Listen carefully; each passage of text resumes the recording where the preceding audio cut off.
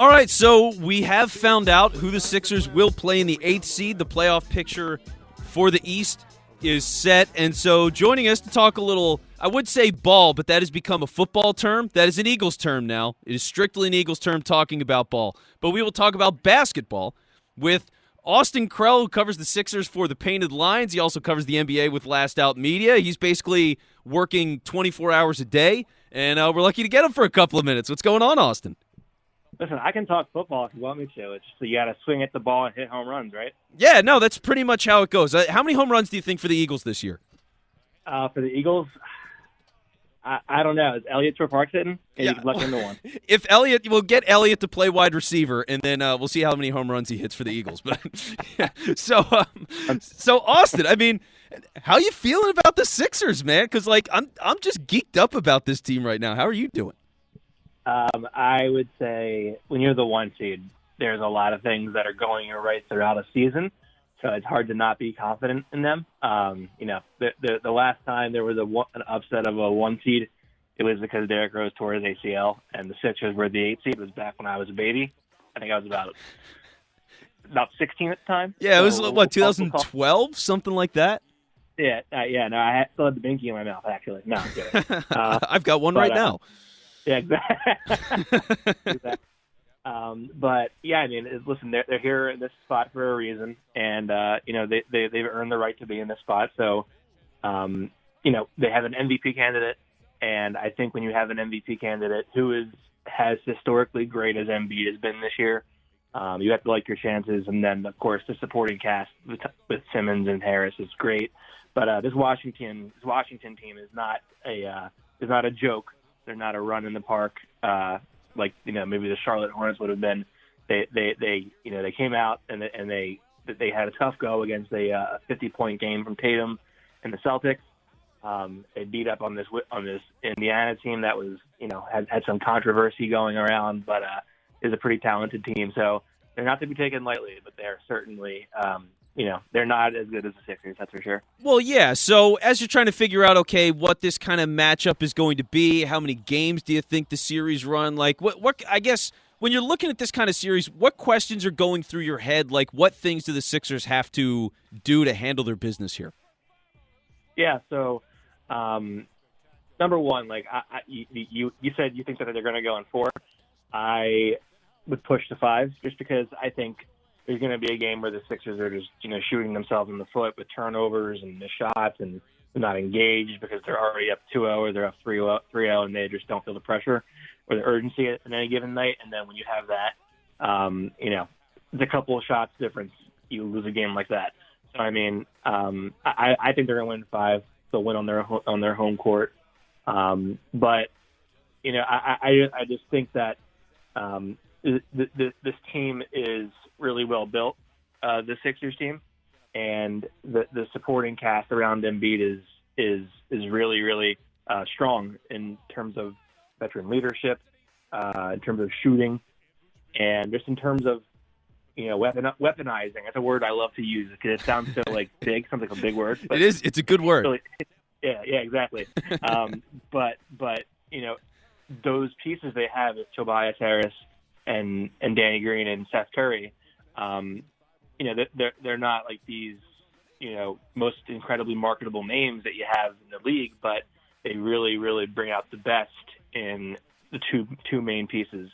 And I think that was sort of what was missing last year. And granted, the coaching staff has obviously helped a ton, but I think this series goes 5, and anything beyond that, I would have some concerns. But I just don't see a scenario where they lose this series. And that's the main thing, right? So you look at this, okay, they're a 1 seed. They are playing an 8 seed. They should go and win this series. They're the better team. Second round, you're looking at Knicks Hawks. I mean, you're feeling pretty good there, Austin. I'm feeling good. I got to tell you, I'm feeling good about that matchup too, either team. Yeah, and I think one of the great advantages of this potential path to the playoffs is going to be that they don't have to get on a plane for 60 days, 2 months, theoretically. Which is crazy. That's crazy, yeah, man. It's crazy. So, if they get to the conference finals and they play Brooklyn, they're basically just taking a bus ride up and back. every couple days or whatever. But they would be in a position where they have a very minimized travel window. They can spend a lot of time sort of at home, and that's a huge advantage. But I also think hey, we can't discount the fact that they're also going to have 50% fans in attendance for the first round, and then ideally more going forward. There's a lot of things that are working in the Sixers' favor right now in terms of the environment and whether it be distance and travel or the fans in attendance. There's a lot of energy boosters and a lot of reasons to be optimistic. However, they do still have to come out and execute. They have to come out and play with urgency. That has been an issue at times this year for this team. They still won 49 of 72. It's a pretty good season. It's the best I think they've had since 2001 in terms of a percentage standpoint. But they got to do what they do, and that's really defend well in the half court. They're a top 2 team in the league in defending in the half court. And then you have an MVP candidate. I see people on Twitter who are they think that Ben Simmons not shooting is going to be the killer here, and it might hurt a little bit. But when it comes down to when all is said and done, the fact of the matter is that defenses win championships. Sixers are a top 2 defensive team, no matter how you cut it, and they have an MVP candidate, and that's always a good thing to have. Well, yeah, that's the thing. So looking at this, obviously, I would figure they're not going to win. Embiid is up for MVP. Simmons is up for Defensive Player of the Year. Do either of those guys really have a shot right now? I don't think Embiid has a shot at MVP. I think it's really just. I think what it's sort of become and morphed into is a have you played enough games contest, an availability contest. Which, whenever people bring that up to me, I argue, well, okay, but Udonis Haslem has been available all season long for the Heat. Is he the MVP of the league? So many guys have been available. You can't help what your availability is, but what you can control is the value you bring to the team when you're on the court. And so, for me, I think Embiid's a two-way player, while Jokic is not. But when it all comes down to it, I don't think you can argue against Steph Curry being the most valuable player to his team in the league.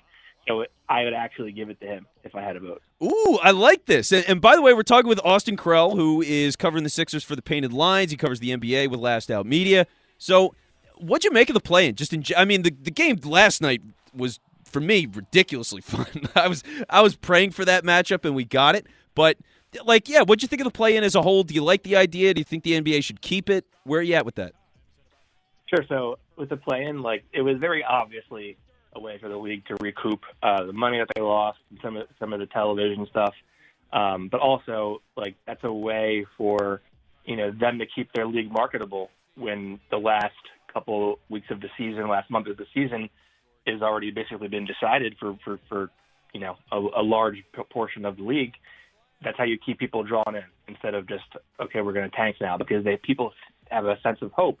They have a sense of feeling. And while a team like the Lakers doesn't love it because they have to be in it, teams that don't have to be in it, like the Sixers, they love it because it's just an extra time off. But beyond that, look at the teams that are in this play-in tournament. You have the Memphis Grizzlies, you have the San Antonio Spurs. The Warriors are not supposed to be there, but they're very short because of injuries with Klay Thompson and what have you. Lakers obviously took half the year off, so they're in it because of that. But you have the Pacers, you have the Hornets as well. Those are all small market teams that are not garnering a lot of national attention, and that's massive for them. That's a hugely profitable thing for them to be able to advertise to their local fan bases. Is come get your tickets for the play-in games, come see LaMelo Ball, come see Domantas Sabonis. So I think that was all massive profit for the league.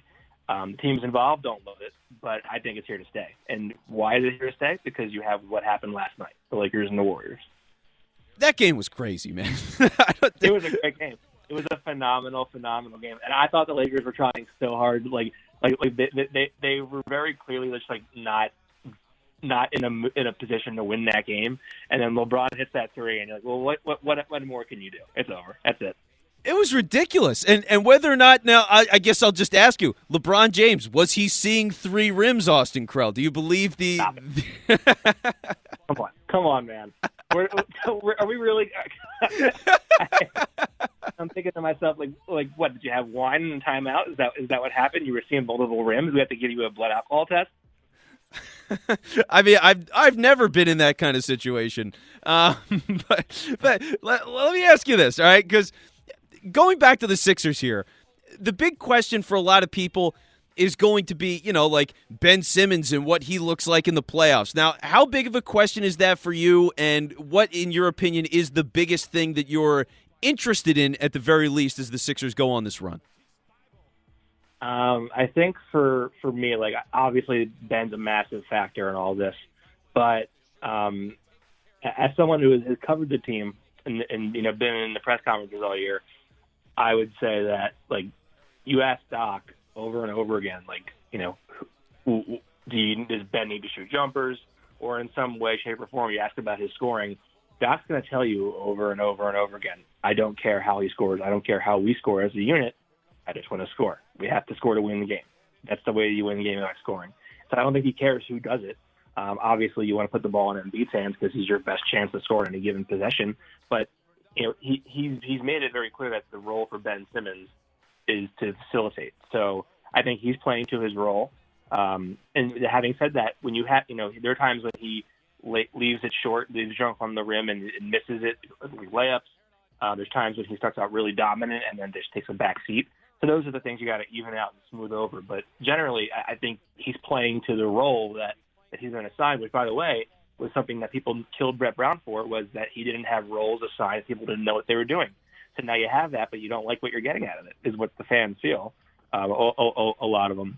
So, I think Ben's play in this postseason is massive. I think his aggression in attacking the paint is really what you want. They call it paint scores, which is just, it doesn't mean you're scoring in the paint, but you're getting to the paint, like, physically, and then from there you're making plays, whether it be to a shooter in the corner or outside, or giving it to MB or whatever. So they care about their paint scores, but they don't care about who scores them. But the thing that I'm looking really most at in these playoffs is, like, when it comes down to crunch time, and it comes down to putting your best 5 on the court for not only scoring but to defend the basket. You have to make a decision there with Steph Curry and with Matisse Thybulle, because you have a Defensive Player of the Year candidate in Ben Simmons. Embiid is thought of in that regard as well, although he wasn't a finalist this year. Tobias Harris has been a much better defender this year than, not only even from last year, but given his reputation, much better defender overall. Danny Green's a really good defender. Who is that last defender? Because they're like 1 or 2 guys away from having this, maximum versatility on the defensive end, where they can just switch guys over and over and over again and not really have a weakness. So does that mean that, like, you bring in Matisse Thybulle, who can't shoot, and you have Ben and Thybulle, who are, negatives from the perimeter? I think that's something that I'm paying attention to, because that's really the difference between having a fully, interchangeable, fully versatile 5-man unit to close games out. Yeah, and it's a great question, and we'll get playoff basketball soon, so it's going to be fun to see how Doc handles all of this. Now, joining us, it's been Austin Krell, covering the Sixers with the Painted Lines. He covers the NBA with Last Out Media. Austin, always a pleasure, my man. You take it easy. Take it easy, man. Thanks for having me. All right, sure thing, dude.